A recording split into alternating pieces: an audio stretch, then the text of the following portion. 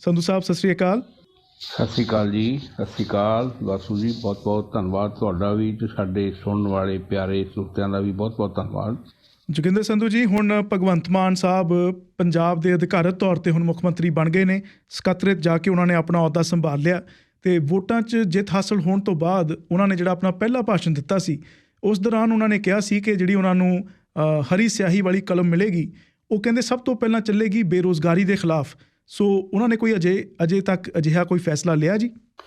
ਵਾਸੂ ਜੀ, ਅਜੇ ਤੱਕ ਤਾਂ ਉਹਨਾਂ ਨੇ ਕੋਈ ਇਸ ਤਰ੍ਹਾਂ ਦਾ ਫੈਸਲਾ ਨਹੀਂ ਲਿਆ, ਕਿਉਂਕਿ ਕੱਲ੍ਹ ਉਹਨਾਂ ਨੇ ਖਟਕੜ ਕਲਾਂ ਦੇ ਵਿੱਚ ਸਹੁੰ ਚੁੱਕੀ ਹੈ। ਇੱਥੇ ਕਾਫੀ ਟਾਈਮ ਲੱਗਿਆ ਉਹਨਾਂ ਨੂੰ ਜੀ। ਬਾਅਦ ਦੁਪਹਿਰ ਫਿਰ ਉਹ ਵਾਪਸ ਚੰਡੀਗੜ੍ਹ ਪਹੁੰਚੇ ਨੇ। ਖਟਕੜ ਕਲਾਂ ਵਾਲੇ ਸਮਾਗਮ ਤੋਂ ਬਾਅਦ ਇੱਥੇ ਪੰਜਾਬ ਦੇ ਵੱਡੀ ਗਿਣਤੀ ਦੇ ਵਿੱਚ ਲੋਕ ਇਕੱਠੇ ਹੋਏ ਸੀ।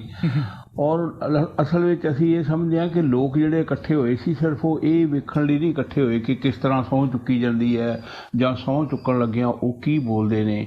ਪੰਜਾਬ ਦੇ ਲੋਕ ਜਿਹੜੇ ਨਾ, ਉਹਨਾਂ ਦੇ ਮਨ ਵਿੱਚ ਜਿਸ ਤਬਦੀਲੀ ਦੀ ਆਸ ਸੀ, ਇੱਛਾ ਸੀ, ਉਹਨਾਂ ਨੂੰ ਲੱਗਦਾ ਕਿ ਸ਼ਾਇਦ ਉਹ ਤਬਦੀਲੀ ਹੁਣ ਹੋਣ ਲੱਗੀ ਹੈ। ਉਹ ਉਸ ਤਬਦੀਲੀ ਦੇ ਗਵਾਹ ਬਣਨ ਵਾਸਤੇ ਉੱਥੇ ਪਹੁੰਚੇ ਸੀ ਖਟਕੜ ਕਲਾਂ ਦੇ ਵਿੱਚ, ਤਾਂ ਕਿ ਉਹਨਾਂ ਨੂੰ ਇਹ ਪਤਾ ਲੱਗੇ ਕਿ ਜਿਹੜੇ ਆਉਣ ਵਾਲੇ 5 ਸਾਲ ਨੇ, ਉਹ ਜਿਹੜੀ ਸਰਕਾਰ ਸਹੁੰ ਚੁੱਕਣ ਜਾ ਰਹੀ ਹੈ, ਬਣਨ ਜਾ ਰਹੀ ਹੈ, ਜਿਸ ਸਰਕਾਰ ਦਾ ਗਠਨ ਹੋਣ ਜਾ ਰਿਹਾ, ਉਹ ਉਹਨਾਂ ਵਾਸਤੇ ਕੀ ਸੋਚਦੀ ਹੈ, ਕਿਸ ਤਰ੍ਹਾਂ ਦੇ ਪ੍ਰੋਗਰਾਮ ਪੇਸ਼ ਕਰਦੀ ਹੈ। ਹਜੇ ਕਿ ਇਹ ਮੌਕਾ ਇਹੋ ਹੀ ਹੁੰਦਾ ਕਿ ਉੱਥੇ ਸੰਖੇਪ ਦੇ ਵਿੱਚ ਭਾਸ਼ਣ ਦਿੱਤੇ ਜਾਂਦੇ ਨੇ। ਉਹੀ ਗੱਲਾਂ ਜਿਹੜੀਆਂ ਚੋਣ ਮੁਹਿੰਮ ਦੇ ਵਿੱਚ ਕੀਤੀਆਂ ਜਾਂਦੀਆਂ ਰਹੀਆਂ, ਜਾਂ ਜਿਨ੍ਹਾਂ ਗੱਲਾਂ ਨੂੰ ਲੈ ਕੇ ਆਮ ਆਦਮੀ ਪਾਰਟੀ ਨੇ ਆਪਣੀ ਚੋਣ ਮੁਹਿੰਮ ਚਲਾਈ, ਚੋਣ ਲੜੀ, ਉਹੀ ਗੱਲਾਂ ਉੱਥੇ ਫੇਰ ਕੀਤੀਆਂ ਗਈਆਂ ਕਿ ਬੇਰੁਜ਼ਗਾਰੀ ਦੂਰ ਕੀਤੀ ਜਾਏਗੀ, ਭ੍ਰਿਸ਼ਟਾਚਾਰ ਦੂਰ ਕੀਤਾ ਜਾਏਗਾ, ਸਕੂਲਾਂ ਕਾਲਜਾਂ ਦੀ ਹਾਲਤ ਸੁਧਾਰੀ ਜਾਏਗੀ, ਹਸਪਤਾਲਾਂ ਦੀ ਹਾਲਤ ਸੁਧਾਰੀ ਜਾਏਗੀ, ਵਗੈਰਾ ਵਗੈਰਾ। ਇਹ ਬਹੁਤ ਸਾਰਾ ਕੁਝ ਜਿਹੜਾ ਉਹ ਕੀਤਾ ਗਿਆ। ਪਰ ਇਹ ਗੱਲ ਜਿਹੜੀ ਹੈ 1 ਮਿੰਟ ਵਿੱਚ ਹੀ ਸ਼ਾਇਦ ਕਹੀ ਜਾਂਦੀ ਹੈ, ਇਹ ਸਾਰਾ ਕੁਝ ਕਹਿ ਦਿੱਤਾ ਜਾਂਦਾ ਹੈ।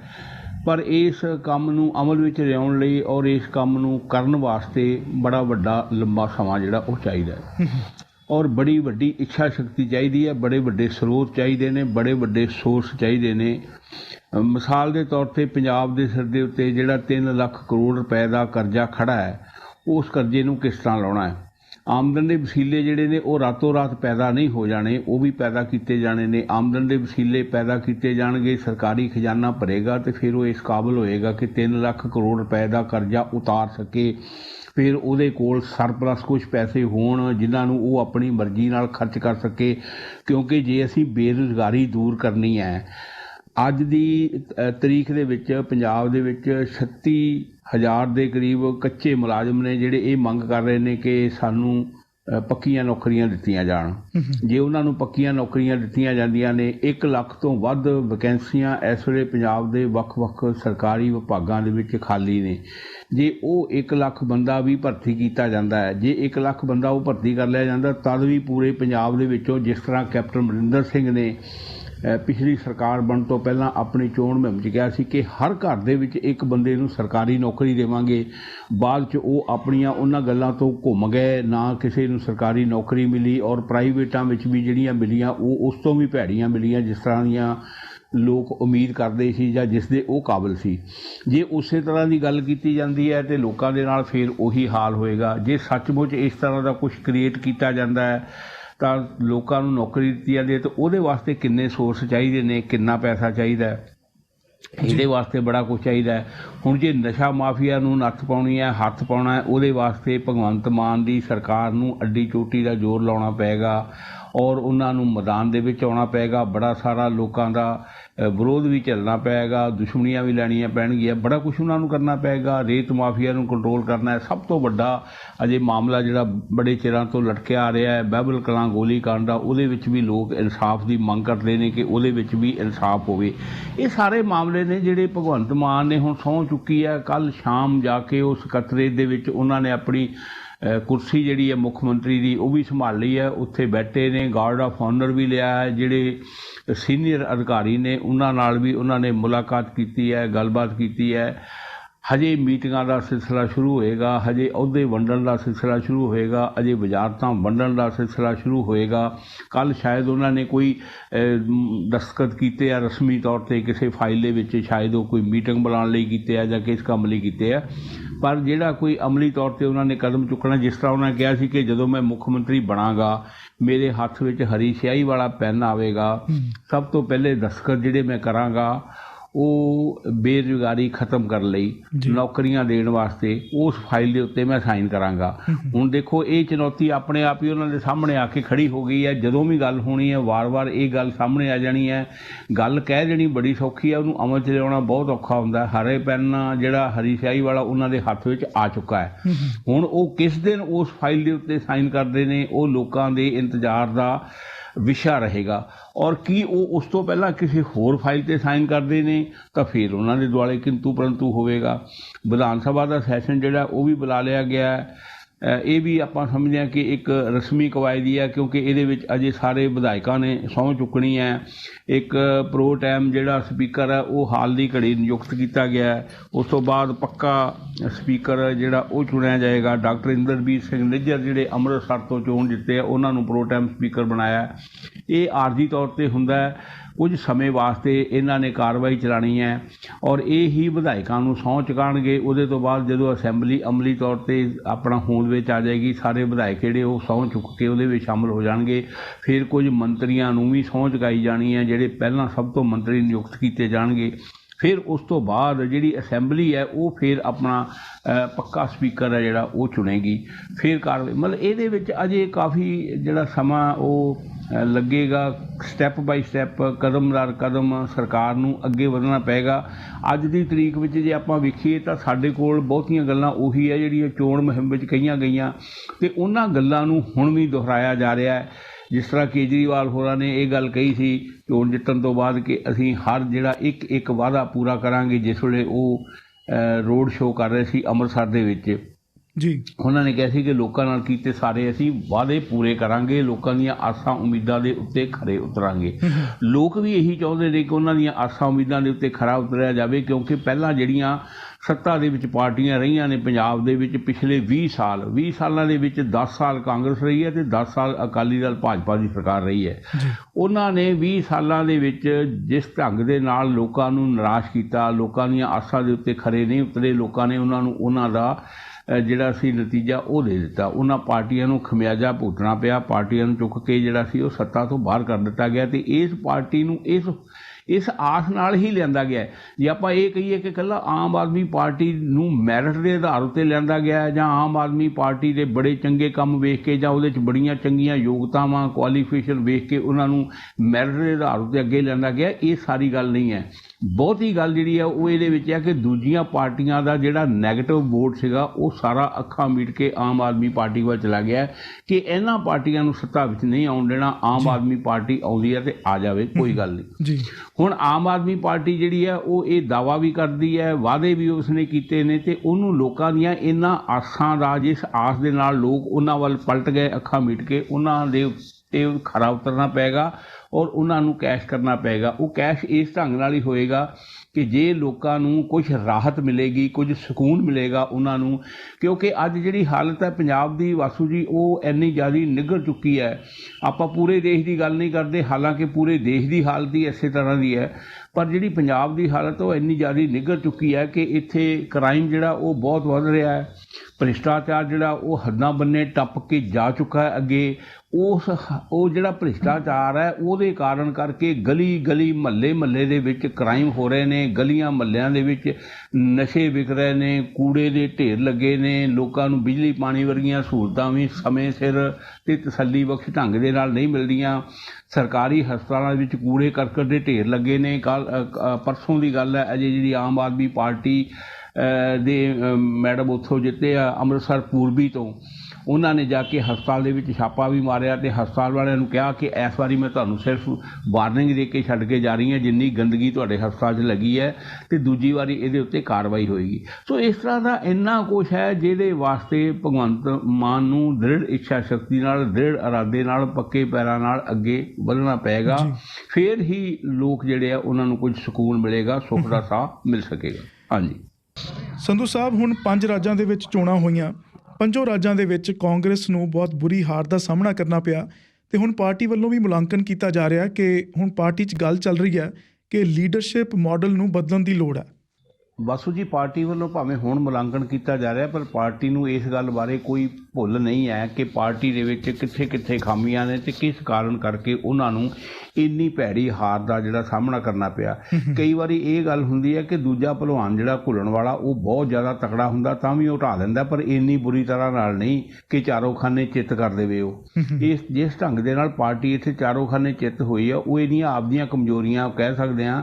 ਇਹ ਵੀ ਕਹਿ ਸਕਦੇ ਹਾਂ ਕਿ ਇਹਦੇ ਕੋਲ ਕੋਈ ਦੂਰਦ੍ਰਿਸ਼ਟੀ ਵਾਲੀ ਨੀਤੀ ਨਹੀਂ ਸੀ। ਇਹ ਵੀ ਕਹਿ ਸਕਦੇ ਹਾਂ ਕਿ ਇਹਦੀਆਂ ਆਪਣੀਆਂ ਲੱਤਾਂ 'ਚ ਜ਼ੋਰ ਨਹੀਂ ਸੀ। ਇਹ ਵੀ ਕਹਿ ਸਕਦੇ ਹਾਂ ਕਿ ਪਾਰਟੀ ਦੇ ਵਿੱਚ ਇਕਜੁੱਟਤਾ ਨਹੀਂ ਸੀ। ਔਰ ਇਹ ਸਾਰੀਆਂ ਗੱਲਾਂ ਹੀ ਹੁਣ ਵਾਰ-ਵਾਰ ਸਾਹਮਣੇ ਆ ਰਹੀਆਂ ਨੇ।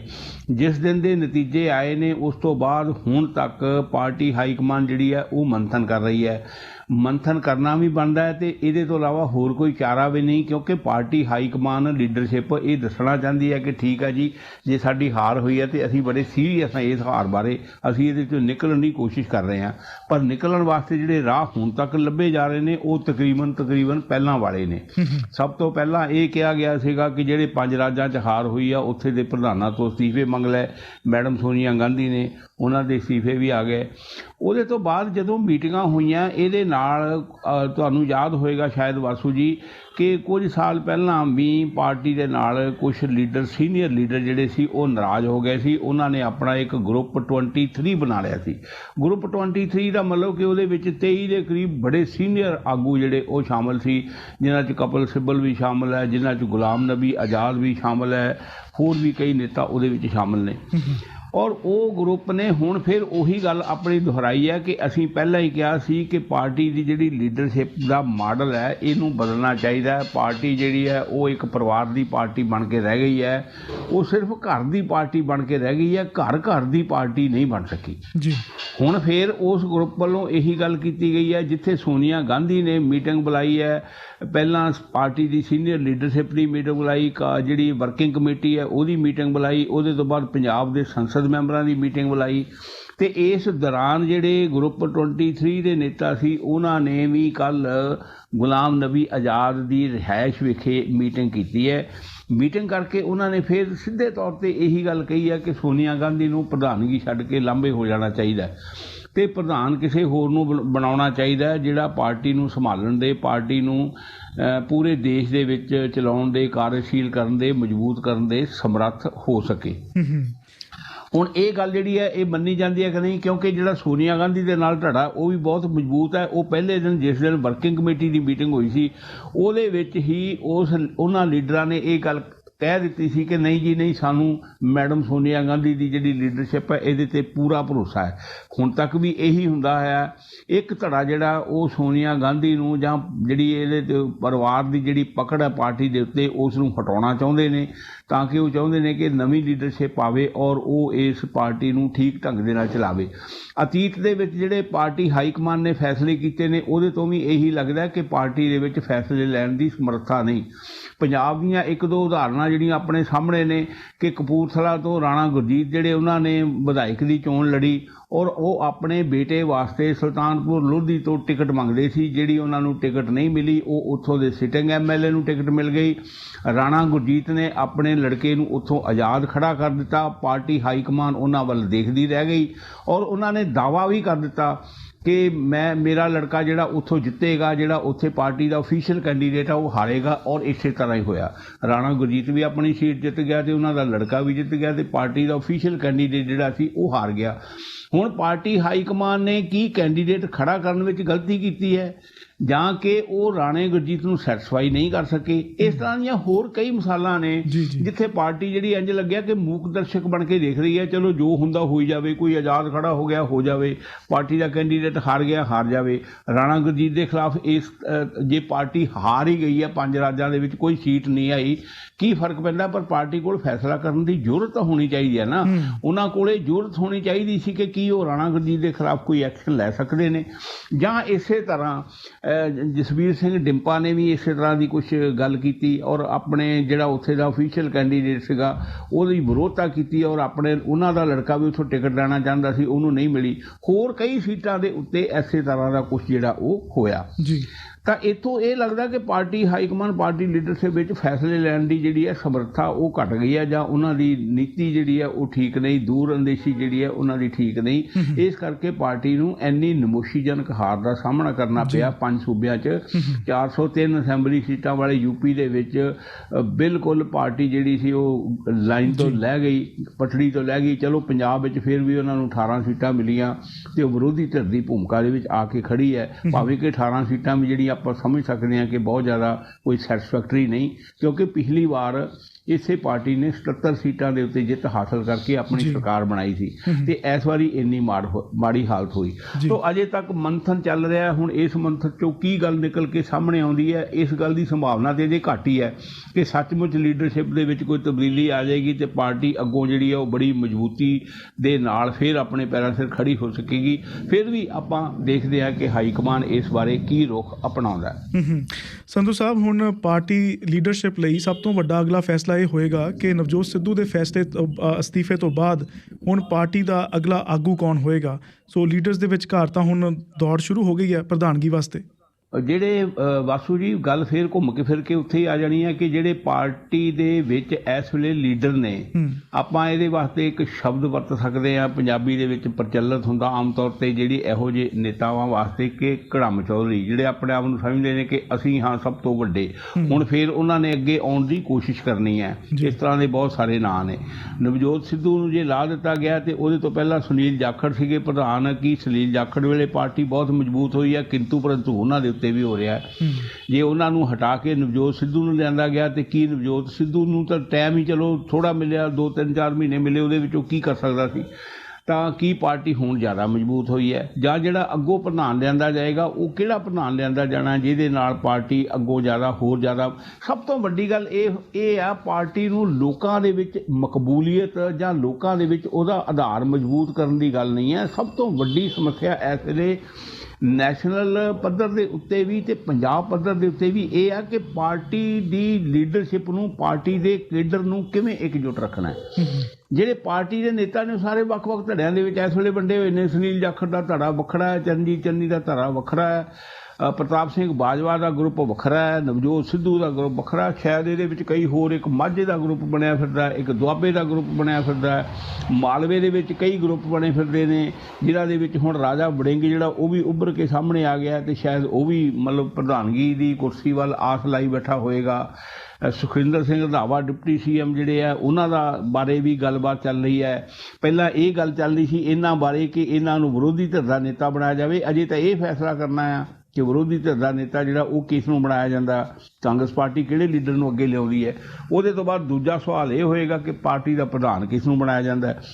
ਸੋ ਨਵਜੋਤ ਸਿੱਧੂ ਨੇ ਅਸਤੀਫਾ ਦੇ ਦਿੱਤਾ। ਸਿਰਫ ਇੱਕ ਲਾਈਨ ਲਿਖੀ ਹੈ ਉਹਨਾਂ ਨੇ ਕਿ ਮੈਂ ਆਪਣੇ ਜਿਹੜਾ ਪੰਜਾਬ ਪ੍ਰਦੇਸ਼ ਕਾਂਗਰਸ ਕਮੇਟੀ ਦੇ ਪ੍ਰਧਾਨ ਦੇ ਅਹੁਦੇ ਤੋਂ ਅਸਤੀਫਾ ਦੇ ਰਿਹਾ ਹਾਂ, ਬਸ। ਤੇ ਉਹਨਾਂ ਨੇ ਉਂਝ ਬਾਅਦ ਜਿਹੜੇ ਮੀਡੀਆ ਵਾਲਿਆਂ ਨਾਲ ਗੱਲਬਾਤ ਕਰਦੇ ਆ ਇਹ ਦੱਸਿਆ ਸੀ ਕਿ ਮੇਰੇ ਤੋਂ ਅਸਤੀਫਾ ਮੰਗਿਆ ਗਿਆ ਤੇ ਮੈਂ ਅਸਤੀਫਾ ਦੇ ਦਿੱਤਾ। ਮੈਂ ਇਹਦੇ ਨਾਲ ਜੁੜਿਆ ਰਹਿਣਾ ਨਹੀਂ ਚਾਹੁੰਦਾ, ਮੈਂ ਅਹੁਦਿਆਂ ਨੂੰ ਅਹਿਮੀਅਤ ਨਹੀਂ ਦਿੰਦਾ, ਮੈਂ ਪੰਜਾਬ ਦੇ ਲੋਕਾਂ ਨੂੰ, ਪੰਜਾਬ ਦੀ ਜਨਤਾ ਨੂੰ, ਉਹਨਾਂ ਦੀਆਂ ਆਸਾਂ ਉਮੀਦਾਂ ਨੂੰ ਜ਼ਿਆਦਾ ਅਹਿਮੀਅਤ ਦਿੰਦਾ ਹਾਂ। ਚਲੋ ਇਹ ਗੱਲਾਂ ਕੀਤੀਆਂ ਉਹਨਾਂ ਨੇ, ਹੁਣ ਇਹ ਅਤੀਤ ਦੀਆਂ ਗੱਲਾਂ ਹੋ ਗਈਆਂ। ਹੁਣ ਪਾਰਟੀ ਦੇ ਸਾਹਮਣੇ ਸੱਚਮੁੱਚ ਇਹ ਚੁਣੌਤੀ ਹੋਏਗੀ ਕਿ ਪੰਜਾਬ ਵਿੱਚ ਪਾਰਟੀ ਨੂੰ ਕਿਵੇਂ, ਆਪਾਂ ਇਕੱਲੇ ਪੰਜਾਬ ਦੀ ਗੱਲ ਕਰ ਲੈਂਦੇ ਹਾਂ, ਕਿ ਪੰਜਾਬ ਵਿੱਚ ਪਾਰਟੀ ਨੂੰ ਇਕਜੁੱਟ ਕਿਵੇਂ ਰੱਖਣਾ ਹੈ, ਇਹਦੇ ਵਿੱਚ ਨਵੀਂ ਰੂਹ ਕਿਵੇਂ ਫੂਕਣੀ ਹੈ, ਲੋਕਾਂ ਦੇ ਵਿੱਚ ਕਿਵੇਂ ਵਿਚਰਨਾ ਹੈ। ਇਹਦੇ ਵਾਸਤੇ ਲੋਕ ਸਭਾ ਦੀਆਂ ਚੋਣਾਂ ਤੱਕ ਅਜੇ 2 ਸਾਲ ਪਏ ਨੇ ਪਾਰਟੀ ਕੋਲ, ਤੇ ਫਿਰ ਅਗਲੀਆਂ ਵਿਧਾਨ ਸਭਾ ਚੋਣਾਂ ਤੱਕ ਆਪਾਂ ਸਮਝਦੇ ਹਾਂ ਕਿ 5 ਸਾਲ ਦਾ ਸਮਾਂ ਜਿਹੜਾ ਉਹ ਪਿਆ ਹੋਇਆ, ਤੇ ਉਦੋਂ ਤੱਕ ਪਾਰਟੀ ਜਿਹੜੀ ਹੈ ਉਹ ਕਿਸ ਤਰ੍ਹਾਂ ਦੀ ਕ੍ਰਾਂਤੀ, ਕਿਸ ਤਰ੍ਹਾਂ ਦੀ ਤਬਦੀਲੀ ਆਪਣੇ ਵਿੱਚ ਲਿਆਉਂਦੀ ਹੈ ਤੇ ਕਿਸ ਆਗੂ ਨੂੰ ਪੰਜਾਬ ਦਾ ਪ੍ਰਧਾਨ ਬਣਾਉਂਦੀ ਹੈ। ਕਿਉਂਕਿ ਹੁਣ ਪੰਜਾਬ ਦੇ ਪ੍ਰਧਾਨ ਦੇ ਸਿਰ ਦੇ ਉੱਤੇ ਹੀ ਸਾਰਾ ਦਾਰੋਮਦਾਰ ਹੋਏਗਾ। ਸਰਕਾਰ ਤਾਂ ਖਤਮ ਹੋ ਗਈ ਤੇ ਮੁੱਖ ਮੰਤਰੀ ਸਾਹਿਬ ਜਿਹੜੇ ਸੀ ਉਹ ਘਰ ਚਲੇ ਗਏ, ਹੁਣ ਉਹ ਵੀ ਇੱਕ ਆਮ ਵਰਕਰ ਬਣ ਕੇ ਰਹਿ ਗਏ। ਹੁਣ ਪਾਰਟੀ ਪ੍ਰਧਾਨ ਦੀ ਜ਼ਿੰਮੇਵਾਰੀ ਹੋਣੀ ਹੈ ਤੇ ਇਸ ਗੱਲ ਦੇ ਉੱਤੇ ਹੁਣ ਨਜ਼ਰਾਂ ਲੱਗੀਆਂ ਹੋਈਆਂ ਨੇ। ਪਰ ਇਹ ਕੰਮ ਵੀ ਪਾਰਟੀ ਲੀਡਰਸ਼ਿਪ ਲਈ, ਹਾਈ ਕਮਾਨ ਲਈ ਸੌਖਾ ਨਹੀਂ ਹੈ ਕਿ ਕਿਸ ਨੂੰ ਪ੍ਰਧਾਨ ਬਣਾਇਆ ਜਾਣਾ। ਜਦੋਂ ਕਿਸੇ ਨੂੰ ਪ੍ਰਧਾਨ ਬਣਾਇਆ ਜਾਏਗਾ ਉਦੋਂ ਧੜੇਬੰਦੀ ਜਿਹੜੀ ਆ ਉਹ ਹੋਰ ਵਧਣ ਦਾ ਖਦਸ਼ਾ ਜ਼ਿਆਦਾ ਹੈ, ਇਕਜੁੱਟਤਾ ਦਾ ਘੱਟ ਹੈ। ਸੰਧੂ ਸਾਹਿਬ, ਅਸੀਂ ਗੱਲ ਕਰ ਰਹੇ ਸੀ ਪੰਜਾਬ ਕਾਂਗਰਸ ਬਾਰੇ ਕਿ ਆਪ ਹੁਣ ਉਹ ਮੁਲਾਂਕਣ ਕਰ ਰਹੇ ਨੇ ਹਾਰ ਦਾ ਕਿ ਕੀ ਕਾਰਨ ਰਹੇ ਤੇ ਲੀਡਰਸ਼ਿਪ ਤੇ ਸਵਾਲ ਉੱਠ ਰਹੇ ਨੇ। ਅਜਿਹਾ ਹੀ ਇੱਕ ਮੰਥਨ ਜਿਹੜਾ ਉਹ ਸ਼੍ਰੋਮਣੀ ਅਕਾਲੀ ਦਲ ਦੇ ਵਿੱਚ ਵੀ ਚੱਲ ਰਿਹਾ ਤੇ ਉਧਰ ਵੀ ਲੀਡਰਸ਼ਿਪ ਬਦਲਣ ਦੀ ਜਿਹੜੀ ਗੱਲ ਹੈ ਉਹ ਉੱਠ ਰਹੀ ਹੈ। ਸ਼ਾਇਦ ਅਕਾਲੀ ਦਲ ਦੇ ਵਿੱਚ ਜਿਹੜਾ ਕਾਂਗਰਸ ਦੇ ਮੁਕਾਬਲੇ ਕੁਝ ਜ਼ਿਆਦਾ ਤਸੱਲੀ ਮੱਚੀ ਹੋਈ ਹੈ ਤੇ ਅਕਾਲੀ ਦਲ ਵੀ ਪਾਟੋ ਧਾੜ ਹੋਣ ਦੇ ਰਾਹ। ਹਜੇ ਕਿ ਪਹਿਲਾਂ ਅਤੀਤ ਵਿੱਚ ਵੀ ਇਸ ਤਰ੍ਹਾਂ ਦਾ ਬੜਾ ਕੁਛ ਆਇਆ, ਬੜੇ ਬੜੇ ਲੀਡਰਾਂ ਨੇ ਪਾਰਟੀ ਦੀ ਲੀਡਰਸ਼ਿਪ ਤੋਂ ਨਾਰਾਜ਼ ਹੋ ਕੇ ਨੇਤਾਵਾਂ ਨੇ ਅਸਤੀਫੇ ਦਿੱਤੇ, ਵੱਖਰੇ ਹੋਏ, ਕਈ ਵੱਖਰੇ ਦਲ ਵੀ ਬਣੇ ਤੇ ਪਰ ਉਹਦੇ ਤੋਂ ਬਾਅਦ ਫਿਰ ਵੀ ਜਿਹੜੀ ਪਾਰਟੀ ਦੀ ਲੀਡਰਸ਼ਿਪ ਹੈ ਉਹ ਉਹਨਾਂ ਹੀ ਲੀਹਾਂ ਉੱਤੇ ਚੱਲਦੀ ਰਹੀ ਜਿਹੜੀਆਂ ਲੀਹਾਂ ਦੇ ਉੱਤੇ ਉਹ ਅੱਜ ਚੱਲ ਰਹੀ ਹੈ। ਜਿਸ ਵੇਲੇ ਹਾਰ ਹੋਈ ਸੀ ਉਸ ਤੋਂ ਬਾਅਦ ਜਦੋਂ ਸ਼੍ਰੋਮਣੀ ਅਕਾਲੀ ਦਲ ਦੀ ਕੋਰ ਕਮੇਟੀ ਦੀ ਪਹਿਲੇ ਦਿਨ ਮੀਟਿੰਗ ਸੱਦੀ ਗਈ ਸੀ ਚੰਡੀਗੜ੍ਹ ਦੇ ਵਿੱਚ, ਤਾਂ ਪ੍ਰਕਾਸ਼ ਸਿੰਘ ਬਾਦਲ ਹੋਣਾ ਨੇ ਉੱਥੇ ਇੱਕ ਤਰ੍ਹਾਂ ਦੇ ਨਾਲ ਆਪਣੇ ਬੇਟੇ ਨੂੰ ਸੁਖਬੀਰ ਬਾਦਲ ਨੂੰ ਜਿਹੜੇ ਪਾਰਟੀ ਦੇ ਪ੍ਰਧਾਨ ਨੇ ਇਹ ਗੱਲ ਕਹਿ ਕੇ ਥਾਪੜਾ ਦੇ ਦਿੱਤਾ ਸੀ ਕਿ ਕੋਈ ਨਹੀਂ, ਹਾਰ ਜਿੱਤ ਤਾਂ ਚੱਲਦੀ ਰਹਿੰਦੀ ਹੈ। ਮਤਲਬ ਜੇ ਹਾਰ ਜਿੱਤ ਚੱਲਦੀ ਰਹਿੰਦੀ ਹੈ ਵੀ ਕੋਈ ਫਰਕ ਨਹੀਂ ਪੈਂਦਾ, ਹਾਰ ਗਏ ਤਾਂ ਵੀ ਠੀਕ ਹੈ, ਜਿੱਤ ਗਏ ਤਾਂ ਵੀ ਠੀਕ ਹੈ, ਫਿਰ ਮੰਥਨ ਕਰਨ ਦੀ ਤਾਂ ਮੇਰਾ ਖਿਆਲ ਲੋੜ ਹੀ ਨਹੀਂ ਹੈ ਕੋਈ। ਕਿਉਂਕਿ ਜਦੋਂ ਪਾਰਟੀ ਦੇ ਵਿੱਚ ਹਾਰ ਹੁੰਦੀ ਹੈ ਜਾਂ ਇਸ ਤਰ੍ਹਾਂ ਦੀ ਕੋਈ ਉਹਦੀ ਕਾਰਗੁਜ਼ਾਰੀ ਜਿਹੜੀ ਹੈ ਮਾੜੀ ਸਾਹਮਣੇ ਆਉਂਦੀ ਹੈ ਤਾਂ ਉਹਦਾ ਬਹੁਤਾ ਜ਼ਿੰਮੇਵਾਰੀ ਜਿਹੜੀ ਹੈ ਉਹ ਪ੍ਰਧਾਨ ਦੇ ਸਿਰ ਦੇ ਉੱਤੇ ਪਾਈ ਜਾਂਦੀ ਹੈ। ਬਾਕੀ ਨੇਤਾ ਵੀ ਨਾਲ ਹੁੰਦੇ ਆ ਪਰ ਕਿਉਂਕਿ ਫੈਸਲਾ ਪ੍ਰਧਾਨ ਨੇ ਕਰਨਾ ਹੈ, ਹਰ ਫੈਸਲੇ ਦੇ ਉੱਤੇ ਪ੍ਰਧਾਨ ਦੀ ਮੋਹਰ ਹੁੰਦੀ ਹੈ, ਇਸ ਕਰਕੇ ਪ੍ਰਧਾਨ ਨੂੰ ਜ਼ਿੰਮੇਵਾਰ ਸਮਝਿਆ ਜਾਂਦਾ ਹੈ। ਪਰ ਉਹਨਾਂ ਦੇ ਜਿਹੜੇ ਪਿਤਾ ਜੀ ਆ 5 ਵਾਰ ਮੁੱਖ ਮੰਤਰੀ ਰਹੇ ਨੇ ਪੰਜਾਬ ਦੇ, ਉਹਨਾਂ ਨੇ ਤਾਂ ਇੱਕ ਤਰ੍ਹਾਂ ਨਾਲ ਉਹਨਾਂ ਨੂੰ ਬਰੀ ਕਰ ਦਿੱਤਾ ਸੀ ਕਿ ਠੀਕ ਹੈ ਜੀ, ਹਾਰ ਜਿੱਤ ਚੱਲਦੀ ਰਹਿੰਦੀ ਹੈ, ਕੋਈ ਗੱਲ ਨਹੀਂ। ਦੂਜੀ ਗੱਲ ਇਹ ਹੋਈ ਕਿ ਪਾਰਟੀ ਦੀ ਲੀਡਰਸ਼ਿਪ ਜਿਹੜੀ ਪੰਜਾਬ ਦੀ ਹੈ ਉਹਨਾਂ ਦੇ ਵਿੱਚ ਇਸ ਤਰ੍ਹਾਂ ਦਾ ਕੋਈ ਵੀ ਆਗੂ ਨਹੀਂ ਹੈ ਜਾਂ ਕੋਈ ਵੀ ਹੌਸਲੇ ਵਾਲਾ ਬੰਦਾ ਨਹੀਂ ਹੈ ਜਿਹੜਾ ਮੂੰਹ ਦੇ ਉੱਤੇ ਜਾਂ ਸਾਹਮਣੇ ਆ ਕੇ ਇਹ ਗੱਲ ਕਹਿ ਸਕੇ ਕਿ ਹਾਂ ਜੀ ਸਾਨੂੰ ਇਹਦੇ ਵਿੱਚ ਕੁਝ ਤਬਦੀਲੀ ਕਰਨ ਦੀ ਲੋੜ ਹੈ। ਹੁਣ ਅੰਦਰ ਖਾਤੇ ਜਾਂ ਬਾਰੇ-ਬਾਰ ਗੱਲਾਂ ਹੋ ਰਹੀਆਂ ਨੇ ਔਰ ਉਹ ਵੀ ਅਕਾਲੀ ਦਲ ਦਾ ਕੋਈ ਨੇਤਾ ਜਿਹੜਾ ਉਹ ਬਿਆਨ ਨਹੀਂ ਦੇ ਰਿਹਾ, ਸ਼੍ਰੋਮਣੀ ਕਮੇਟੀ ਵਾਲੇ ਇਹ ਗੱਲ ਕਰ ਰਹੇ ਨੇ ਜਾਂ ਹੋਰ ਜਿਹੜੀਆਂ ਪੰਥਕ ਜਥੇਬੰਦੀਆਂ ਉਹਨਾਂ ਦੇ ਆਗੂ ਜਿਹੜੇ ਉਹ ਇਹ ਗੱਲ ਕਰ ਰਹੇ ਨੇ। ਉਹਨਾਂ ਨੇ ਇਹ ਸ਼ਰੇਆਮ ਕੁਝ ਜਿਹੜੇ ਸ਼੍ਰੋਮਣੀ ਕਮੇਟੀ ਦੇ ਮੈਂਬਰ ਜਾਂ ਅਹੁਦੇਦਾਰ ਨੇ ਉਹਨਾਂ ਨੇ ਤਾਂ ਇਹ ਗੱਲ ਕਹਿ ਹੀ ਦਿੱਤੀ ਹੈ ਕਿ ਸੁਖਬੀਰ ਬਾਦਲ ਨੂੰ ਪਾਰਟੀ ਦੀ ਪ੍ਰਧਾਨਗੀ ਤੋਂ ਲਾਂਭੇ ਹੋ ਜਾਣਾ ਚਾਹੀਦਾ ਹੈ ਤੇ ਪਾਰਟੀ ਦਾ ਪ੍ਰਧਾਨ ਕਿਸੇ ਅਜਿਹੇ ਵਿਅਕਤੀ ਨੂੰ ਬਣਾਉਣਾ ਚਾਹੀਦਾ ਜਿਹੜਾ ਸਾਰੀ ਪਾਰਟੀ ਨੂੰ ਇਕਜੁੱਟ ਹੋ ਕੇ ਔਰ ਪਾਰਟੀ ਦੇ ਹਿੱਤਾਂ ਦੇ ਵਿੱਚ ਫੈਸਲੇ ਲੈਣ ਦੇ ਸਮਰੱਥ ਹੋਵੇ, ਕੰਮ ਕਰ ਸਕੇ ਔਰ ਪੰਜਾਬ ਦੇ ਵਿੱਚ ਪਾਰਟੀ ਨੂੰ ਫੇਰ ਮਜ਼ਬੂਤੀ ਪ੍ਰਦਾਨ ਕਰ ਸਕੇ। ਕਿਉਂਕਿ ਇਸ ਵੇਲੇ ਪੰਜਾਬ ਦੇ ਵਿੱਚ ਪਾਰਟੀ ਦੀ ਜਿਹੜੀ ਮਜ਼ਬੂਤੀ ਆ ਉਹ ਹਿੱਲ ਗਈ ਹੈ। ਮਤਲਬ ਇੰਨੀ ਮਾੜੀ ਹਾਲਤ ਜਿਹੜੀ ਸ਼ਾਇਦ ਅੱਜ ਤੱਕ ਸ਼੍ਰੋਮਣੀ ਅਕਾਲੀ ਦਲ ਦੀ ਕਦੇ ਨਹੀਂ ਹੋਈ ਜਿੰਨੀ ਇਸ ਵਾਰੀ ਹੋਈ ਹੈ। ਸਿਰਫ 3 ਸੀਟਾਂ ਮਿਲੀਆਂ, ਇੱਕ ਸਾਰੇ ਮਾਲਵੇ ਚੋਂ, ਇੱਕ ਸਾਰੇ ਮਾਝੇ ਚੋਂ ਤੇ ਇੱਕ ਸਾਰੇ ਦੁਆਬੇ ਚੋਂ। ਸਿਰਫ 3 ਸੀਟਾਂ ਦੇ ਉੱਤੇ ਉਹਨਾਂ ਦੀ ਜਿੱਤ ਪ੍ਰਾਪਤ ਹੋਈ ਹੈ ਜੀ। ਔਰ ਇੰਨੀ ਮਾੜੀ ਜਿਹੜੀ ਹਾਰ ਆ ਉਹ ਪਹਿਲੀ ਵਾਰ ਦੇਖਣੀ ਪਈ ਹੈ।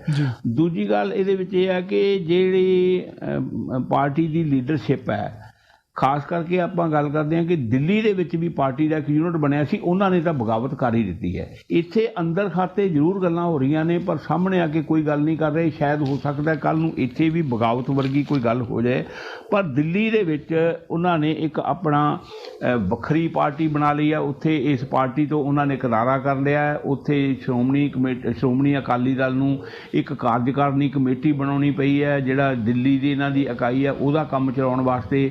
ਤੇ ਜਿਹੜਾ ਉੱਥੇ ਦਾ ਪ੍ਰਧਾਨ ਸੀਗਾ ਹਰਮੀਤ ਕਾਲਕਾ, ਉਸ ਨੂੰ ਪਾਰਟੀ ਦੀ ਮੁੱਢਲੀ ਮੈਂਬਰਸ਼ਿਪ ਤੋਂ ਖਾਰਜ ਕਰ ਦਿੱਤਾ ਗਿਆ। ਮਤਲਬ ਇਸ ਤਰ੍ਹਾਂ ਦੀ ਸਥਿਤੀ ਇਹਦੇ ਵਿੱਚ ਪੈਦਾ ਹੋ ਗਈ ਹੈ ਕਿ ਦਿੱਲੀ ਦਾ ਯੂਨਿਟ ਇੱਕ ਤਰ੍ਹਾਂ ਦੇ ਨਾਲ ਆਪਾਂ ਸਮਝੀਏ ਕਿ ਉਹ ਪਾਟੋ ਧਾੜ ਹੋ ਗਿਆ, ਵੱਖਰਾ ਹੋ ਗਿਆ। ਜ਼ਿਆਦਾ ਲੋਕ ਜਿਹੜੇ ਸੀ ਉਹ ਪਾਰਟੀ ਤੋਂ ਕਿਨਾਰਾ ਕਰ ਗਏ ਨੇ, ਵੱਖਰੇ ਹੋ ਗਏ ਨੇ, ਵੱਖਰੀ ਪਾਰਟੀ ਬਣਾਉਣ ਦਾ ਉਹ ਐਲਾਨ ਕਰ ਰਹੇ ਨੇ।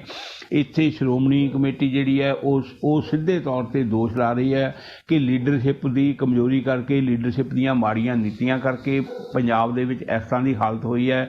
ਇਸ ਕਰਕੇ ਸੁਖਬੀਰ ਬਾਦਲ ਨੂੰ ਅਹੁਦੇ ਤੋਂ ਲਾਂਭੇ ਹੋ ਜਾਣਾ ਚਾਹੀਦਾ ਹੈ। ਹਜੇ ਕਿ ਜਿਹੜੇ ਸ਼੍ਰੀ ਅਕਾਲ ਤਖਤ ਸਾਹਿਬ ਦੇ ਜਥੇਦਾਰ ਹੈ ਉਹਨਾਂ ਨੇ ਵੀ ਇੱਕ ਬਿਆਨ ਇਸ ਦੌਰਾਨ ਦਿੱਤਾ ਸੀ ਕਿ ਇਹ ਜਿਹੜੀ ਉਹਨਾਂ ਨੇ ਪਰ ਇਸ ਢੰਗ ਨਾਲ ਬਿਆਨ ਦਿੱਤਾ ਸੀ ਕਿ ਜਿਵੇਂ ਉਹ ਅਕਾਲੀ ਦਲ ਦੀ ਹਮਾਇਤ ਦੇ ਵਿੱਚ ਜਾਂ ਜੋ ਕੁਝ ਸਥਿਤੀ ਹੋਈ ਹੈ ਇਸ ਸੰਬੰਧ ਦੇ ਵਿੱਚ ਲੀਡਰਸ਼ਿਪ ਦੇ ਹੱਕ ਵਿੱਚ ਉਹ ਬਿਆਨ ਦੇ ਰਹੇ ਹੋਣ। ਉਹਨਾਂ ਨੇ ਕਿਹਾ ਸੀਗਾ ਕਿ ਅਕਾਲੀ ਦਲ ਦੀ ਏਡੀ ਜਿਹੜੀ ਨਮੋਸ਼ੀ ਭਰੀ ਹਾਰ ਹੈ ਉਹ ਪੰਜਾਬ ਦੇ ਹਿੱਤਾਂ ਲਈ ਮਾੜੀ ਗੱਲ ਹੈ, ਪੰਜਾਬ ਵਾਸਤੇ ਉਹ ਠੀਕ ਨਹੀਂ। ਮਤਲਬ ਪੰਜਾਬ ਵਿੱਚ ਉਹਦੀ ਹਾਰ ਨਹੀਂ ਹੋਣੀ ਚਾਹੀਦੀ ਸੀ। ਉਹਨਾਂ ਨੇ ਇਸ ਗੱਲ ਦੇ ਉੱਤੇ ਕੋਈ ਗੱਲ ਨਹੀਂ ਕੀਤੀ ਕਿ ਹਾਰ ਕਿਉਂ ਹੋਈ ਜਾਂ ਇਹਦੇ ਲਈ ਜ਼ਿੰਮੇਵਾਰ ਕੌਣ ਹੈ। ਹੁਣ ਅਕਾਲ ਤਖਤ ਦੇ ਜਥੇਦਾਰ ਸਾਹਿਬ ਦੇ ਉੱਤੇ ਵੀ ਇਹ ਸਵਾਲ ਉੱਠ ਰਹੇ ਨੇ ਕਿ ਕੀ ਉਹ ਜਥੇਦਾਰ ਸਾਹਿਬ ਜਿਹੜੇ ਨੇ ਉਹ ਇਕੱਲੇ ਸ਼੍ਰੋਮਣੀ ਅਕਾਲੀ ਦਲ ਦੇ ਜਥੇਦਾਰ ਨੇ ਕਿ ਪੂਰੀਆਂ ਪੰਥਕ ਜਿਹੜੀਆਂ ਸਫਾ ਨੇ ਉਹਨਾਂ ਦੇ ਜਥੇਦਾਰ ਨੇ ਜਾਂ ਪੂਰੇ ਪੰਥਕ ਜਗਤ ਦੇ ਉਹ ਜਥੇਦਾਰ ਨੇ। ਇਸ ਕਰਕੇ ਉਹਨਾਂ ਨੂੰ ਇਸ ਤਰ੍ਹਾਂ ਦਾ ਫੈਸਲਾ ਨਹੀਂ ਦੇਣਾ ਚਾਹੀਦਾ ਸੀ। ਦੂਜੇ ਪਾਸੇ ਸਗੋਂ ਉਹਨਾਂ ਨੂੰ ਇਹ ਗੱਲ ਕਹੀ ਗਈ ਹੈ ਕਿ ਉਹ ਖੁਦ ਇਸ ਤਰ੍ਹਾਂ ਆਪ ਆਪਣੇ ਪੱਧਰ ਦੇ ਉੱਤੇ ਕਹਿਣ ਕਿ ਜਿਹੜੇ ਸ਼੍ਰੋਮਣੀ ਅਕਾਲੀ ਦਲ ਦੇ ਪ੍ਰਧਾਨ ਨੇ ਸੁਖਬੀਰ ਸਿੰਘ ਬਾਦਲ ਉਹ ਪ੍ਰਧਾਨਗੀ ਦਾ ਅਹੁਦਾ ਛੱਡ ਕੇ ਲਾਂਭੇ ਹੋ ਜਾਣ। ਸੋ ਇਸ ਤਰ੍ਹਾਂ ਦੀ ਸਥਿਤੀ ਜਿਹੜੀ ਹੈ ਸ਼੍ਰੋਮਣੀ ਅਕਾਲੀ ਦੇ ਦਲ ਦੇ ਵਿੱਚ ਉੱਭਰਨੀ, ਇਹ ਮਤਲਬ ਇੱਕ ਤਰ੍ਹਾਂ ਨਾਲ ਬਗਾਵਤ ਦੀਆਂ ਜਿਹੜੀਆਂ ਚੰਗਿਆੜੀਆਂ ਨੇ ਉਹ ਅੰਦਰੇ ਅੰਦਰ ਫੁੱਟ ਰਹੀਆਂ ਨੇ। ਆਉਣ ਵਾਲੇ ਦਿਨਾਂ ਦੇ ਵਿੱਚ ਇਹ ਕੀ ਰੁਖ ਧਾਰਨ ਕਰਦੀ ਹੈ ਕਿ ਜੇ ਕਾਂਗਰਸ ਵਾਂਗੂ ਅਕਾਲੀ ਦਲ ਦੇ ਵਿੱਚ ਵੀ ਵੱਖਰੇ ਵੱਖਰੇ ਧੜੇ ਜਿਹੜੇ ਉਹ ਬਣ ਜਾਣਗੇ ਜਾਂ ਵੱਖਰੇ ਵੱਖਰੇ ਨੇਤਾ ਜਿਹੜੇ ਆ ਉਹ ਆਪਣੀ ਗੱਲ ਕਰਨ ਦੀ ਕੋਸ਼ਿਸ਼ ਕਰਨਗੇ ਤੇ ਫਿਰ ਆਉਣ ਵਾਲੇ ਦਿਨਾਂ ਵਿੱਚ ਅਕਾਲੀ ਦਲ ਦੇ ਵੀ ਇਸ ਹਾਰ ਦੇ ਵਿੱਚੋਂ ਉੱਭਰਨ ਦੀ ਕੋਈ ਸੰਕੇਤ ਨਜ਼ਰ ਨਹੀਂ ਆਉਂਦੇ। ਕਿਉਂਕਿ ਸਿਰਫ ਗੱਲ ਇਕੱਲੀ ਪਾਰਟੀ ਜਥੇਬੰਦੀ ਦੀ ਨਹੀਂ ਹੈ, ਪਾਰਟੀ ਦੀ ਪਹਿਲਾਂ ਸਰਕਾਰ ਰਹੀ ਹੈ। ਸਰਕਾਰ ਦੌਰਾਨ ਪਾਰਟੀ ਦੇ ਉੱਤੇ ਜਿਹੜੇ ਦੋਸ਼ ਲੱਗੇ ਰਹੇ ਸੀ ਉਹ ਅੱਜ ਵੀ ਕਾਇਮ ਨੇ। ਪਾਰਟੀ ਦੇ ਉੱਤੇ, ਪਾਰਟੀ ਦੀ ਸਰਕਾਰ ਦੇ ਉੱਤੇ ਜਿਸ ਤਰ੍ਹਾਂ ਦੀਆਂ ਲੋਕਾਂ ਵੱਲੋਂ ਗੱਲਾਂ ਕੀਤੀਆਂ ਗਈਆਂ ਉਹ ਅੱਜ ਵੀ ਕਾਇਮ ਨੇ। ਜਿਨ੍ਹਾਂ ਗੱਲਾਂ ਲਈ ਉਹਨਾਂ ਨੂੰ ਜ਼ਿੰਮੇਵਾਰ ਠਹਿਰਾਇਆ ਗਿਆ ਉਹਨਾਂ ਦਾ ਹੱਲ ਜਿਹੜਾ ਉਹ ਅੱਜ ਵੀ ਨਹੀਂ ਹੋਇਆ ਤੇ ਨਾ ਹੀ ਪਾਰਟੀ ਲੀਡਰਸ਼ਿਪ ਜਿਹੜੀ ਹੈ ਉਹ ਉਸ ਦੇ ਵਿੱਚੋਂ ਉਸ ਗੱਲ ਚੋਂ ਉੱਭਰ ਸਕੀ ਹੈ। ਹੁਣ ਇਹ ਉੱਤੇ ਦੂਜੀ ਸੱਟ ਪੈ ਗਈ ਉਹਨਾਂ ਨੂੰ ਕਿ ਇੰਨੀ ਬੁਰੀ ਤਰ੍ਹਾਂ ਦੇ ਨਾਲ ਜਿਹੜੀ ਆ ਉਹ ਹਾਰ ਹੋਈ ਹੈ। ਸੋ ਅਜੇ ਅਕਾਲੀ ਦਲ ਦੇ ਵਿੱਚ ਵੀ ਮੰਥਨ ਵੀ ਚੱਲ ਰਹੇ ਨੇ ਤੇ ਵਿਰੋਧੀ ਵਿਚਾਰ ਜਿਹੜੇ ਆ ਉਹ ਵੀ ਉੱਠ ਰਹੇ ਆ। ਇਹਦੇ ਉੱਤੇ ਕਿਸ ਤਰ੍ਹਾਂ ਕਾਬੂ ਪਾਉਂਦਾ ਅਕਾਲੀ ਦਲ ਇਹਦੇ ਚੋਂ ਨਿਕਲਦਾ ਹੈ ਕਿ ਇਸੇ ਡਗਰ ਦੇ ਉੱਤੇ ਹੀ ਫਿਰ ਅੱਗੇ ਚੱਲਦਾ ਰਹਿੰਦਾ ਹੈ, ਇਹ ਆਪਾਂ ਆਉਣ ਵਾਲੇ ਦਿਨਾਂ 'ਚ ਦੇਖਾਂਗੇ। ਬਿਲਕੁਲ ਜੀ। ਸੰਧੂ ਸਾਹਿਬ ਜੀ, ਹੁਣ ਆਪਾਂ ਬਰੀਫਲੀ ਇਹ ਵੀ ਗੱਲ ਕਰ ਲਈਏ ਕਿ ਆਮ ਆਦਮੀ ਪਾਰਟੀ ਦੀ ਸਰਕਾਰ ਬਣਦਿਆਂ ਹੀ ਅੰਮ੍ਰਿਤਸਰ ਨਗਰ ਨਿਗਮ ਦੇ ਵਿੱਚ ਕਾਫੀ ਹਿਲਜੁਲ ਵੇਖਣ ਨੂੰ ਮਿਲੀ ਹੈ। 109 ਅਧਿਕਾਰੀਆਂ ਨੂੰ ਚਾਰਜ ਸ਼ੀਟ ਜਾਰੀ ਕਰਨ ਦੇ ਆਦੇਸ਼ ਦਿੱਤੇ ਗਏ ਨੇ। ਵਾਸੂ ਜੀ, ਉੱਥੇ ਦੋ ਤਿੰਨ ਤਰ੍ਹਾਂ ਦੀਆਂ ਗੱਲਾਂ ਹੋਈਆਂ ਨੇ। ਅੰਮ੍ਰਿਤਸਰ ਜਿਹੜਾ ਆਮ ਆਦਮੀ ਪਾਰਟੀ ਦੇ ਨਜ਼ਰੀਏ ਤੋਂ ਆਪਾਂ ਦੇਖੀਏ ਨਾ ਤੇ ਉਹ ਮਤਲਬ ਉਹਦਾ ਬਹੁਤ ਜ਼ਿਆਦਾ ਉੱਥੇ ਅਸਰ ਅੰਮ੍ਰਿਤਸਰ ਦੇ ਵਿੱਚ ਰਿਹਾ ਹੈ। ਦੋ ਤਿੰਨ ਚੀਜ਼ਾਂ ਦੇਖਣ ਨੂੰ ਆਈਆਂ। ਪਹਿਲੀ ਗੱਲ ਇਹ ਹੈ ਕਿ ਜੇ ਪਾਰਟੀ ਜਿੱਤੀ ਹੈ ਤੇ ਉਹਨਾਂ ਨੇ ਆਪਣਾ ਜੇਤੂ ਜਿਹੜਾ ਉੱਥੇ ਮਾਰਚ ਕੀਤਾ, ਜਿਹੜਾ ਜੇਤੂ ਜਲੂਸ ਕੱਢਿਆ, ਜੇਤੂ ਮਾਰਚ ਕੀਤਾ, ਰੋਡ ਸ਼ੋਅ ਕੀਤਾ, ਉਹ ਅੰਮ੍ਰਿਤਸਰ ਦੇ ਵਿੱਚ ਕੀਤਾ। ਪਹਿਲੀ ਗੱਲ। ਦੂਜੀ ਗੱਲ ਇਹ ਕਿ ਜਿਹੜੇ ਦੋ ਵੱਡੇ ਵੱਡੇ ਧਨੰਤਰ ਸੀਗੇ, ਇੱਕ ਕਾਂਗਰਸ ਦਾ ਧਨੰਤਰ ਆਪਣੇ ਆਪ ਨੂੰ ਸਮਝਦਾ ਸੀ ਨਵਜੋਤ ਸਿੱਧੂ ਤੇ ਦੂਜਾ ਅਕਾਲੀ ਦਲ ਦਾ, ਉਹਨਾਂ ਦੀ ਹਾਰ ਵੀ ਅੰਮ੍ਰਿਤਸਰ ਦੇ ਵਿੱਚ ਹੋਈ। ਤੀਜੀ ਗੱਲ ਇਹ ਹੋਈ ਕਿ ਜਿਸ ਦਿਨ ਰੋਡ ਸ਼ੋਅ ਹੋਇਆ ਉਸ ਦਿਨ ਅੰਮ੍ਰਿਤਸਰ ਨਗਰ ਨਿਗਮ ਦੇ ਬਹੁਤ ਸਾਰੇ ਕੌਂਸਲਰ ਜਿਨ੍ਹਾਂ ਦੀ 15-16 ਗਿਣਤੀ ਦੱਸੀ ਜਾ ਰਹੀ ਹੈ ਉਹ ਕਾਂਗਰਸ ਛੱਡ ਕੇ ਆਮ ਆਦਮੀ ਪਾਰਟੀ ਦੇ ਵਿੱਚ ਸ਼ਾਮਲ ਹੋ ਗਏ ਜੀ। ਔਰ ਅੱਗੋਂ ਖਤਰਾ ਜਿਹੜਾ ਉਹ ਇਹ ਬਣ ਗਿਆ ਕਿ ਸ਼ਾਇਦ ਹੋਰ ਨਗਰ ਨਿਗਮਾਂ ਦੇ ਜਿਹੜੇ ਕੌਂਸਲਰ ਹੈ ਜਾਂ ਹੋਰ ਸ਼ਹਿਰਾਂ ਦੇ ਜਿਹੜੇ ਨਗਰ ਪ੍ਰੀਸ਼ਦਾਂ ਦੇ ਜਿਹੜੇ ਮੈਂਬਰ ਹੈ ਉਹ ਵੀ ਆਮ ਆਦਮੀ ਪਾਰਟੀ ਦੇ ਵਿੱਚ ਸ਼ਾਮਲ ਨਾ ਹੋ ਜਾਣ। ਚਲੋ ਖੈਰ, ਇਹ ਇੱਕ ਬਹਿਸ ਦਾ ਵੱਖਰਾ ਜਾਂ ਵਿਚਾਰ ਚਰਚਾ ਦਾ ਵੱਖਰਾ ਵਿਸ਼ਾ ਹੈ, ਆਪਾਂ ਇਹਦੇ ਉੱਤੇ ਗੱਲ ਨਹੀਂ ਕਰਦੇ। ਅਗਲੀ ਗੱਲ ਜਿਹੜੀ ਹੋਈ ਉਹ ਇਹ ਹੋਈ ਕਿ ਅੰਮ੍ਰਿਤਸਰ ਨਗਰ ਨਿਗਮ ਜਿਹੜਾ ਹੈ ਇਹ ਕਾਫੀ ਸਮੇਂ ਤੋਂ ਇਹਦੀ ਸਥਿਤੀ ਮਾੜੀ ਚੱਲੀ ਆ ਰਹੀ ਹੈ। ਇਹ ਬਦਨਾਮ ਰਿਹਾ ਹੈ, ਭ੍ਰਿਸ਼ਟਾਚਾਰ ਦਾ ਗੜ੍ਹ ਮੰਨਿਆ ਜਾ ਰਿਹਾ ਇਹਨੂੰ। ਇੱਥੇ ਮਨਮਰਜ਼ੀ ਵਾਲੇ ਫੈਸਲੇ ਜਿਹੜੇ ਨੇ ਉੱਥੋਂ ਦੇ ਅਧਿਕਾਰੀ ਕਰਦੇ ਆਏ ਨੇ। ਔਰ ਪਿਛਲੀ ਸਰਕਾਰ ਵੇਲੇ ਜਿਹੜੀ ਕੈਪਟਨ ਅਮਰਿੰਦਰ ਸਿੰਘ ਦੀ ਸਰਕਾਰ ਹੈ ਉਸ ਦੌਰਾਨ ਇਹਦੇ ਵਾਸਤੇ ਕੁਛ ਜਾਂਚ ਜਿਹੜੀ ਉਹ ਬਿਠਾਈ ਗਈ ਸੀ ਤਾਂ ਕਿਉਂਕਿ ਇਲਜ਼ਾਮ ਲੱਗੇ ਸੀ ਨਗਰ ਨਿਗਮ ਦੇ ਉੱਤੇ ਕਿ ਇੱਥੇ ਬੜੀਆਂ ਬਹੁਤ ਜ਼ਿਆਦਾ ਨਜਾਇਜ਼ ਉਸਾਰੀਆਂ ਹੋਈਆਂ ਨੇ ਧੜਾ ਧੜ, ਔਰ ਉਹਨਾਂ ਦੀ ਗਿਣਤੀ ਜਿਹੜੀ ਹੈ ਹਜ਼ਾਰਾਂ ਦੇ ਵਿੱਚ ਹੈ, ਉਹ ਸੈਂਕੜਿਆਂ ਦੇ ਵਿੱਚ ਨਹੀਂ ਹਜ਼ਾਰਾਂ ਦੇ ਵਿੱਚ ਗਿਣਤੀ ਹੈ ਉਹਨਾਂ ਦੀ। 70-80 ਹਜ਼ਾਰ ਦੇ ਕਰੀਬ ਉਹ ਬਿਲਡਿੰਗਾਂ ਦੱਸੀਆਂ ਜਾ ਰਹੀਆਂ ਨੇ ਜਿਹੜੀਆਂ 2016 ਤੋਂ ਲੈ ਕੇ 2020 ਤੱਕ ਉੱਥੇ ਉਸਾਰੀਆਂ ਗਈਆਂ ਨੇ। ਉਹ ਜਾਂਚ ਹੋਈ, ਉਹਦੀ ਇੱਕ ਜਿਹੜੇ ਐਡੀਸ਼ਨਲ ਕਮਿਸ਼ਨਰ ਹੈ ਉਹਨਾਂ ਨੇ ਜਾਂਚ ਕੀਤੀ ਸੀ, ਉਹਨਾਂ ਨੇ ਰਿਪੋਰਟ ਸਬਮਿਟ ਕਰ ਦਿੱਤੀ ਪਰ ਉਹਦੇ ਉੱਤੇ ਕੋਈ ਕਾਰਵਾਈ ਨਹੀਂ ਹੋਈ। ਮਾਮਲਾ ਅੱਗੇ ਤੋਂ ਅੱਗੇ ਟਾਲਿਆ ਜਾਂਦਾ ਰਿਹਾ। ਹੁਣ ਜਿਸ ਵੇਲੇ ਸਰਕਾਰ ਬਦਲੀ ਹੈ ਤਾਂ ਅਫਸਰਾਂ ਨੂੰ ਇਹ ਚੀਜ਼ ਪਤਾ ਲੱਗ ਗਈ ਹੈ ਕਿ ਕੱਲ੍ਹ ਨੂੰ ਇਹ ਫਾਈਲ ਜਿਹੜੀ ਹੈ ਇਹ ਸਰਕਾਰ ਦੇ ਕੋਲ ਵੀ ਜਾਵੇਗੀ ਤੇ ਉਹਦੇ ਤੋਂ ਬਾਅਦ ਇਸ ਤੋਂ ਪਹਿਲਾਂ ਕਿ ਸਾਡੇ ਉੱਤੇ ਕੋਈ ਨਜ਼ਲਾ ਡਿੱਗੇ ਜਾਂ ਸਾਡੇ ਉੱਤੇ ਕੋਈ ਐਕਸ਼ਨ ਆਵੇ ਅਸੀਂ ਉਸ ਤੋਂ ਪਹਿਲਾਂ ਹੀ ਐਕਸ਼ਨ ਲੈ ਲਈਏ। ਇਸ ਕਰਕੇ ਉਹ ਜਿਹੜੀਆਂ ਬਿਲਡਿੰਗਾਂ ਨਜਾਇਜ਼ ਤੌਰ ਤੇ ਬਣੀਆਂ ਨੇ 4 ਸਾਲਾਂ ਦੇ ਵਿੱਚ, ਉਹ ਜਿਸ ਅਧਿਕਾਰੀ ਜਿਸ ATP ਅਧਿਕਾਰੀ ਜਾਂ ਇੰਸਪੈਕਟਰ ਜਾਂ ਕਿਸੇ ਵੀ ਰੈਂਕ ਦਾ ਅਧਿਕਾਰੀ ਜਿਹਦੇ ਦੇਖ ਰੇਖ ਦੇ ਥੱਲੇ ਉਹ ਬਣੀਆਂ ਨੇ, ਜਿਸ ਦੇ ਇਲਾਕੇ ਨਾਲ ਸੰਬੰਧਿਤ ਹੈ, ਉਹਨਾਂ ਦੀ ਗਿਣਤੀ 109 ਦੱਸੀ ਜਾ ਰਹੀ ਹੈ। ਉਹ 109 ਅਧਿਕਾਰੀਆਂ ਨੂੰ ਚਾਰਜ ਸ਼ੀਟ ਜਾਰੀ ਕਰਨ ਦੇ ਆਦੇਸ਼ ਜਿਹੜੇ ਨੇ ਉਹ ਜਾਰੀ ਕਰ ਦਿੱਤੇ ਗਏ ਨੇ।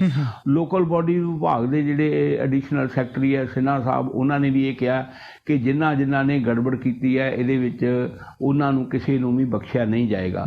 ਔਰ ਇਹਦੇ ਨਾਲ ਕੀ ਹੋਇਆ ਕਿ ਪੂਰੇ ਨਗਰ ਨਿਗਮ ਦੇ ਵਿੱਚ ਤਸੱਲੀ, ਕਿਉਂਕਿ 109 ਅਫਸਰਾਂ ਨੂੰ ਚਾਰਜ ਸ਼ੀਟ ਕਰਨਾ ਉਹਦੇ ਨਾਲ ਬੜਾ ਵੱਡਾ ਇੱਕ ਸੰਦੇਸ਼ ਜਿਹੜਾ ਇੱਕ ਬੜਾ ਵੱਡਾ ਮੈਸੇਜ ਗਿਆ ਕਿ ਸ਼ਾਇਦ ਹੁਣ ਜਿਹੜੇ ਭ੍ਰਿਸ਼ਟ ਲੋਕ ਹੋਣਗੇ ਉਹਨਾਂ ਦੀ ਖੈਰ ਨਹੀਂ ਹੋਏਗੀ। ਪਰ ਆਪਾਂ ਅੱਗੇ ਦੇਖਾਂਗੇ ਕਿਉਂਕਿ ਇਹ ਮਾਮਲਾ ਪਿਛਲੀ ਸਰਕਾਰ ਵੇਲੇ ਤੋਂ ਚੱਲਦਾ ਆ ਰਿਹਾ। ਐਕਸ਼ਨ ਭਾਵੇਂ ਇਹਦੇ ਉੱਤੇ ਹੁਣ ਹੋਇਆ ਕਿ ਹੋਰ ਮਹਿਕਮਿਆਂ ਦੇ ਵਿੱਚ ਵੀ, ਹੋਰ ਨਗਰ ਨਿਗਮਾਂ ਦੇ ਵਿੱਚ ਵੀ ਜਿੱਥੇ ਜਿੱਥੇ ਭ੍ਰਿਸ਼ਟਾਚਾਰ ਚੱਲ ਰਿਹਾ ਇਹਦੇ ਵਿੱਚ ਜਲੰਧਰ ਨਗਰ ਨਿਗਮ ਵੀ ਪਿੱਛੇ ਨਹੀਂ ਹੈ ਤੇ ਅੰਮ੍ਰਿਤਸਰ ਨਗਰ ਨਿਗਮ ਵੀ ਪਿੱਛੇ ਨਹੀਂ ਹੈ ਤੇ ਪਟਿਆਲਾ ਵੀ ਪਿੱਛੇ ਨਹੀਂ ਹੈ। ਇਹ ਸਾਰੇ ਜਿਹੜੇ ਨੇ ਉਹ ਉਹਦੇ ਬਰਾਬਰ ਹੀ ਖੜੇ ਨੇ ਕਿ ਉਹਨਾਂ ਦੇ ਉੱਤੇ ਵੀ ਇਸ ਤਰ੍ਹਾਂ ਦੀ ਕਾਰਵਾਈ ਹੁੰਦੀ ਹੈ ਜਾਂ ਉਹਨਾਂ ਦੀ ਕਾਰਗੁਜ਼ਾਰੀ ਨੂੰ ਵੀ ਚੈੱਕ ਕੀਤਾ ਜਾਂਦਾ ਹੈ ਔਰ ਇਹ ਚੀਜ਼ ਸਾਹਮਣੇ ਲਿਆਂਦੀ ਜਾਂਦੀ ਹੈ ਕਿ ਨਹੀਂ ਕਿ ਕੀ ਇੱਥੇ ਹੀ ਕਾਰਵਾਈ ਕਰਕੇ ਇਹਦਾ ਮਤਲਬ ਸੰਪੂਰਨਤਾ ਸਮਝ ਲਈ ਜਾਂਦੀ ਹੈ। ਇਹ ਪਤਾ ਲੱਗੇਗਾ ਜਦੋਂ ਇਸ ਸੰਬੰਧ ਵਿੱਚ ਅੱਗੋਂ ਸਰਕਾਰ ਦੀ ਕੋਈ ਪ੍ਰਤੀਕਿਰਿਆ ਆਵੇਗੀ। ਬਿਲਕੁਲ ਸੰਧੂ ਸਾਹਿਬ, ਇਹ ਸਾਰੀਆਂ ਖਬਰਾਂ ਸਾਡੇ ਨਾਲ ਸਾਂਝੀਆਂ ਕਰਨ ਲਈ ਬਹੁਤ ਬਹੁਤ ਧੰਨਵਾਦ ਜੀ। ਕੱਲ ਫਿਰ ਗੱਲਬਾਤ ਹੋਏਗੀ। ਠੀਕ ਹੈ, ਧੰਨਵਾਦ ਵਾਸੂ ਜੀ, ਬਹੁਤ ਬਹੁਤ ਧੰਨਵਾਦ।